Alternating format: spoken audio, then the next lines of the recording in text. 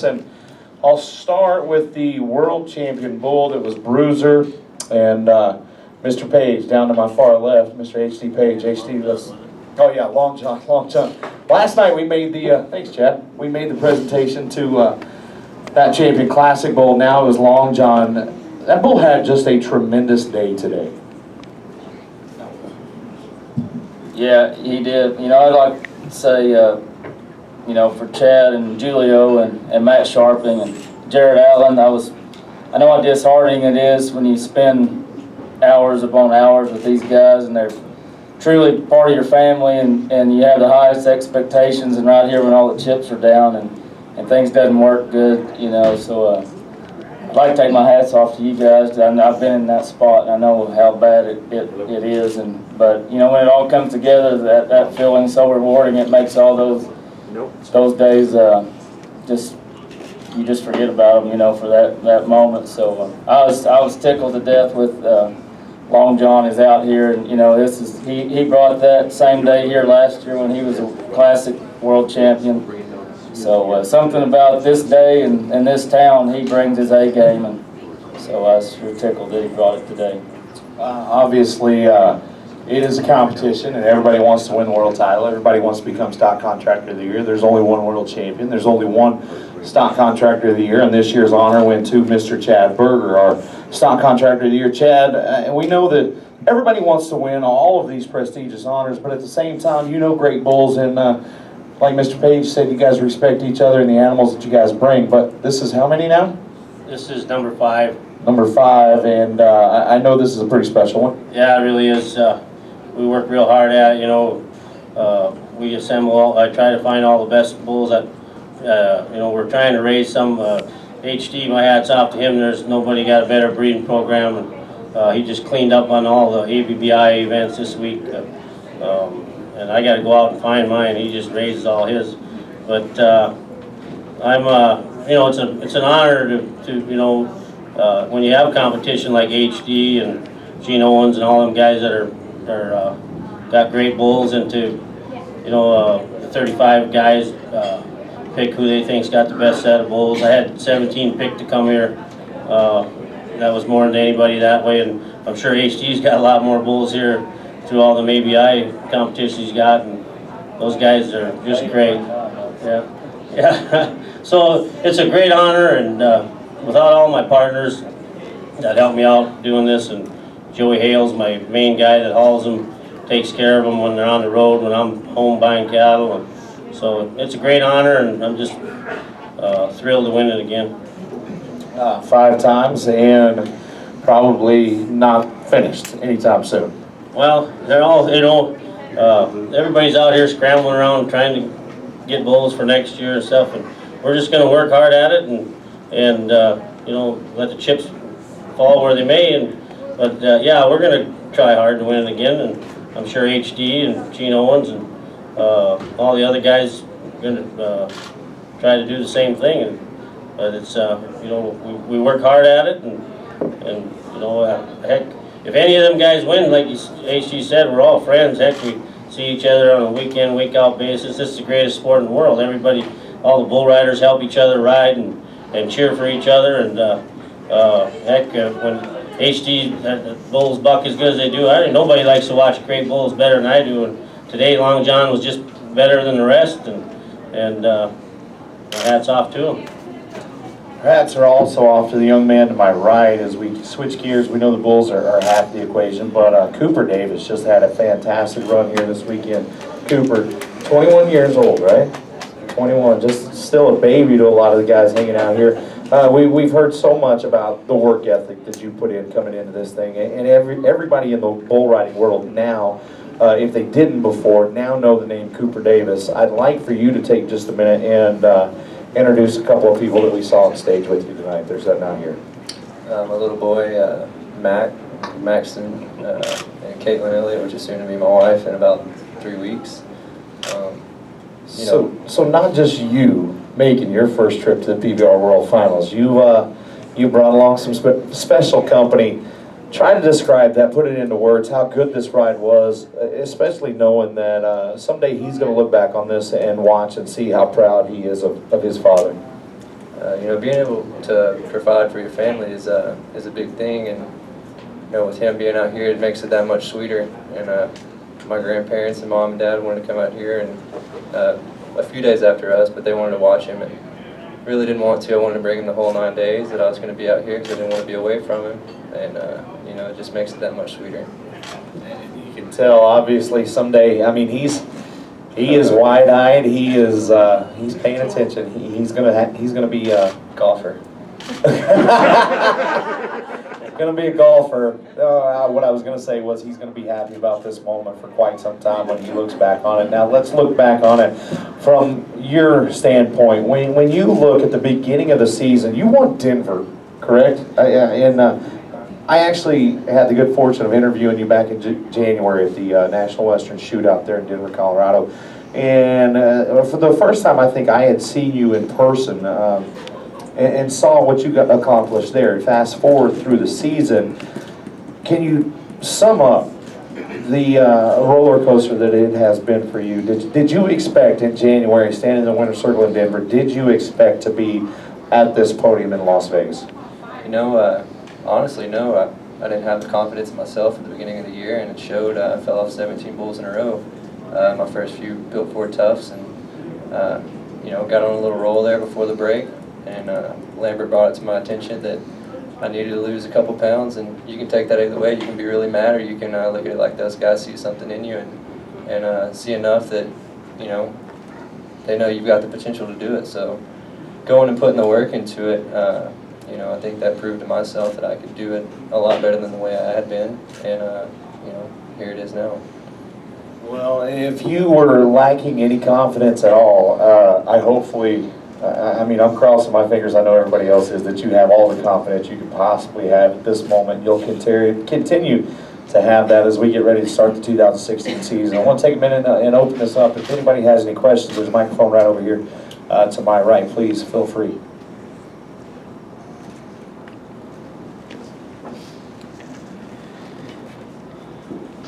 Rosen from Good Sports. It's for you two gentlemen. He knows what the bulls are going to do, and everybody helps him. Turns into your hand, away from your hand. How do you communicate with the bulls? You know, do you have a bull whisperer that says, okay, turn into this guy's hand, he doesn't like that? Chad probably tries all kinds of things. No, you know, bulls are going to do what they're going to do. And, you know, when I see what guys got my bulls, I can almost tell you which ones are going to ride them and which ones aren't. But them bulls are bred to buck, and you can do little things to make them better, but you know, bucking them out of a different delivery or this or that. But them bulls got a mind of their own, and they're great. They're athletes in their own right, and they know what they have to do to be a winner. I'm going to ask a question to Mr. Page real quick. You guys have figured out the formula to compete in the ABBI competitions.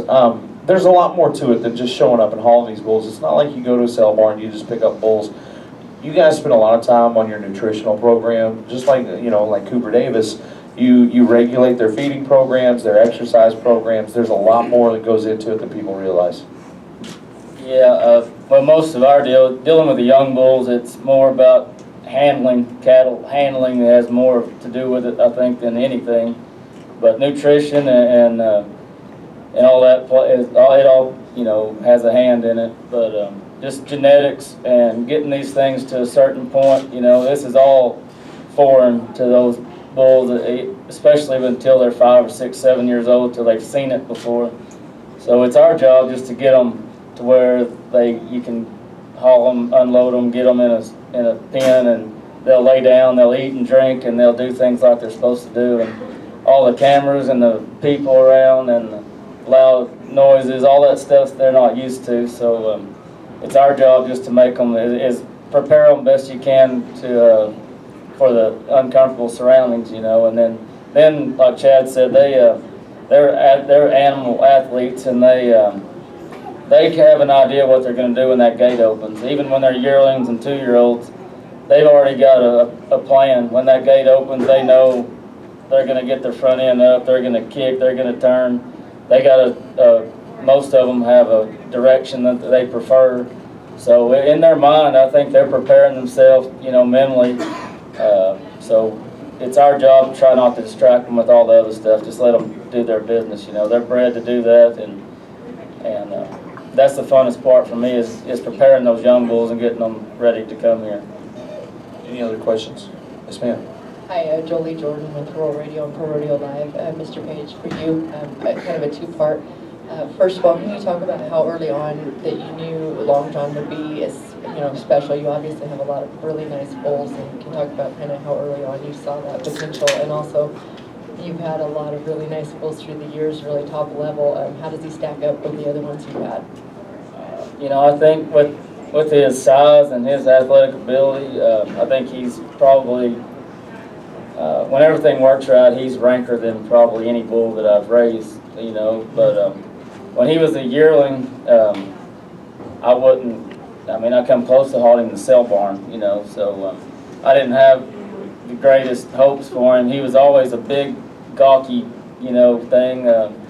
His legs looked like they didn't fit his body when he was a calf, so, but he kind of grew into it, and when he was 2-3-year-old, I started really seeing the potential then, and when he was 3, that's when he really, come on, and late 3 and early 4s, and then I really started, he opened my eyes then. I was like, I might really have something here, so you never know. It's hard to, just sometimes the best bulls are later, developing, and that was the case with him, so he kind of snuck up on me.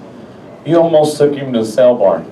Right, yeah, well, he actually, there's a story, I've told it before, but we have a wheat pasture there down on our place, and I was driving down the road there, and I seen this big gray calf. I could just see his butt sticking up all out of the green field, and I thought, that's odd. I thought he might have caught him getting up while I drove back by, and he was in the same spot, and so I drove out and got him up, and when I got him up, I could tell that his front feet were just really abnormal, and it wasn't a founder or something. It was just really abnormal, and so I got him up and to trim him, and I've never seen anything like it, and still, so I trimmed his feet, and my dad told me, you're supposed to haul him off, you'll never get him over that, but he was like he was on stilts, so anyway, it was really odd, and we got him trimmed up, and he's good to go. I bucked him, and he showed a lot of promise. He didn't spin, he wasn't a futurity type, a 2-year-old, he wasn't going to be competitive in that field, but you could see the potential was there, so we turned him out, and then, like I said, when he was 3, he really started coming on, and now the rest is history. I've said this several times, especially over the course of the week here. That's what I love about this sport. That's what I love about this sport. That story right there goes to show you that, these guys, they don't take for granted that these animals are special. They spend the extra time. They don't give up on their animals, just like a lot of folks didn't give up on Cooper Davis. And even when he maybe had thought, maybe that's out of expectations, there's a lot of people that believe in you, and I think that goes to show just how special the men that we have bringing these bulls to these events, just how special they truly are, because they're not going to give up on these animals, and there's a lot of misconceptions out there, but they're family, and family comes before anything. So, any other questions, guys, back in the room? Holly Williams with the Rough Stock Cassette. I've been here all week watching. I've watched Cooper. I know you can't hear me through the TV, but I do yell at you. Chad, I watched you on the blue carpet the other day and saw you with the public. How do you relate so well with the public, considering you work behind the scenes, and Cooper, you're on the front scenes? How are you dealing with the notoriety now? Anytime you can have someone that's out there wanting your autograph or something like that, you need to stop and shake their hand and be thankful that they're there to see you. And I think a lot of times, we get tired of walking around that blue carpet, but this week, I've made sure that everybody that wanted an autograph or wanted a picture or whatever, I stopped and took that picture, signed their autograph, and shook their hand. And I'm really thankful for everybody that's been behind me. So, that's all there is. Well, I started, Cooper Tires became a sponsor of mine about 6-7 years ago, and they wanted me out in their booth and meeting people and stuff, and I got to enjoying it a lot, and I get to meet a lot of nice people and hear stories about the fans, and And, you know, I love this sport so much that anything I can do to help grow it and make the fans feel better about it. And they go home and tell their friends, man, those PBR guys are nice, sure nice, and create more fans. And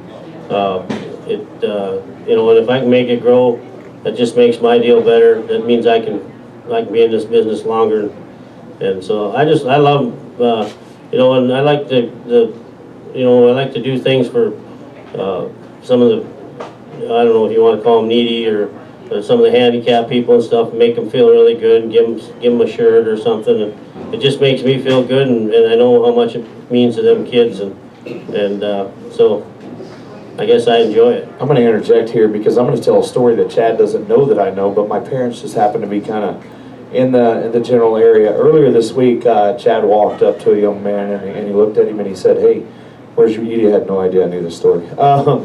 He said, "Hey, where's your boots?" And whatever was said was said. And I think Chad had probably noticed him looking at the boots over at the area booth earlier, and he said, "You know, come on." And he walked over there and he bought a pair of boots and he handed them to the young man. And I think that goes to show you just, you know, we talk about how accessible our riders are, and it's unlike any other professional sport, but it's not just the fact that they'll stop and they'll shake hands and they'll sign autographs like Cooper. And obviously, you know, Chad has a big personality. That's why we are all big fans of Chad.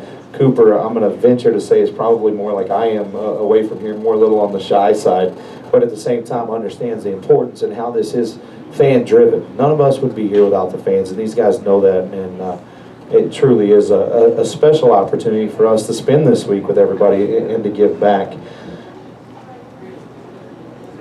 Question? Yes. For Cooper, Keith Freeman, Associated Press. I just wanted to ask you, you were in second place coming into this round, and did you still like your chances even before you heard about JB Mooney being out at action today? Oh yeah, I mean, I knew when I came in here today I was going to have to ride some bulls, and it really didn't change my mindset at all, knowing that JB wasn't going to be riding today, because you know, you come in here with the expectations of riding everything, and regardless if JB's there, and you know, he's a tough guy to beat. And, you know, even coming in here today, you know, he might not have had to get on, but I know I had to stay on regardless. You knew there were going to be 14 other guys waiting in the wings. You bet. Yes, ma'am. This is Jerry Lee with Cowboy Publishing. Do you have any, for Cooper, do you have any special plans with your money? I mean, the question was any special plans for the $250,000 that he won at the end. But I actually think it's going to be closer to 300 when it's all said and done, won't it? 290. Oh yeah, I figured somewhere in there. Yeah, 290,000. That's a pretty good week, my friend. That's the best week I've ever had. But for me, I'm going to pay off every bill that I've got, and you know, might not have a cent after it's left, but I won't have a house note or a truck note or anything. I was going to say, you're 21 years old. How many bills can you have? I've got bills. Okay. Anybody else? Any other questions at all? Yes, ma'am. I wanted to ask HD, because you talked about Long John, but what about Bruce? Can you tell us a little bit about him? About Bruiser? Bruiser. Yeah, Bruiser, the classic champion. Yeah, it's okay. Yes, ma'am. Bruiser is actually a brother to Long John. They're both Showtime sons, and they're actually both out of Mudslinger daughters. So there are a lot of similarities in their breeding and their conformation and all that stuff. Their personalities are day and night, but those two bulls are similar in every other way. But what do you ask about Bruiser? I'm sorry. Oh, I just wondered. Just your thoughts on Bruiser, I believe was the... Yeah, he's my favorite. Bruiser, actually, he's what makes it worthwhile. I mean, it's bulls like that. I've said before, if everyone could have a Bruiser, everyone would be in the bull business. You know, he's fun every morning. He's a character. He'll bawl and holler at you, and if you don't go by and scratch him, he'll just throw a fit. He'll be over there screaming at you to come over there and love on him, you know. And he's got all the other stock contractors around. They all come by and talk to Bruiser, you know, and it's funny that he's just one of them. He's a big clown, but if you walk by him and don't talk to him, they'll let you know about it. So he's fun to have around. I'm going to put everybody on the spot one final time. This is the last time we're all going to share a microphone at the PBR World Finals here inside the Thomas and Mack. HD, I know you've been here for a number of years. You've had some special moments when you look back. What are just a few of the key moments that you're going to remember, and some final thoughts before we leave here today? You know, I've been coming here since I was 14, so I don't know. It's going to be a shock to come here next year and not be here. Really, you know, it's this has been, you know, since I was old enough to know better. This is where, you know, you wanted to come. This is where all the gold buckles have always been passed out. So it's going to be odd to come here next year and not be here. So I don't know. I haven't given it much thought actually, but it's, you know, it's going to be different. That's for sure. Chad, I'll ask you the same question. I know you have just a wonderful relationship with a ton of your sponsors, Chris Pantani, Cooper Tires, and all of that. But you know, I say it a number of times, we all become family, but this has kind of become our home. Yeah, it's going to be different, you know. I've had a lot of memorable moments. First year I won Stock Contractor year, it was just crazy, you know. I mean, it's all luck, but you know, 5 of the 7 rounds, my bulls won the round on my bull. So every night I was going out to get a buckle, and it was just it was just one of them years where everything lined up, you know. And so that's my special moment here, and I'm gonna miss it. You know, I'm not very good with new. I always like, you know, I'm not good with change. But I think, you know, it's gonna be a beautiful arena. We'll have to wait and see. It's going to be interesting to come into an arena and not see those bright red seats. Cooper Davis, your first trip here to this arena as a part of the PBR World Finals is going to be a memorable one. You'll go down in the history books, the last man ever to win the PBR Finals inside this historic venue. Has that sunk in at all? You know, I was kind of getting a little teared up today, you know, watching Colby Yates sing that song, but you know, it's definitely going to be a memorable moment in my life that I'll never forget, and you know, just happy I could be the last guy to win the finals here, and I'm excited for what's to come. You're sharing a stage today with 2 of the greatest stock contractors we've ever had in our business. You share the spotlight this weekend with one of the greatest bull riders we'll ever see in this game, JB Mooney. I think it's safe to say that you can go ahead and put your name on the list of some of the greatest we've ever seen, and the good news is we're just getting started, buddy, so congratulations. Thank you guys so much for being here with us again. I want to congratulate all of our champions and remind everybody we will be making a few more presentations. Our Rookie of the Year championship will go to Kaiki Pacheco. We'll make those presentations at the MGM along with a whole host of other Montana Silversmith buckles we'll be giving away. But I want to say a sincere thank you to each and every one of you that have not just followed this journey throughout this week, but throughout the season and throughout our time and our historical past coming here to Las Vegas and throughout the season. I said it, from Baltimore to Tulsa to Las Vegas, it has been one tremendous ride, and we thank each and every one of you for being a part of it. On behalf of everybody at the PBR, thank you guys so much for the bottom of our hearts for giving us the greatest lives in the world. And let's look forward to 2016 in a brand new arena, bigger and better than ever. Thank you guys for being a part of this journey.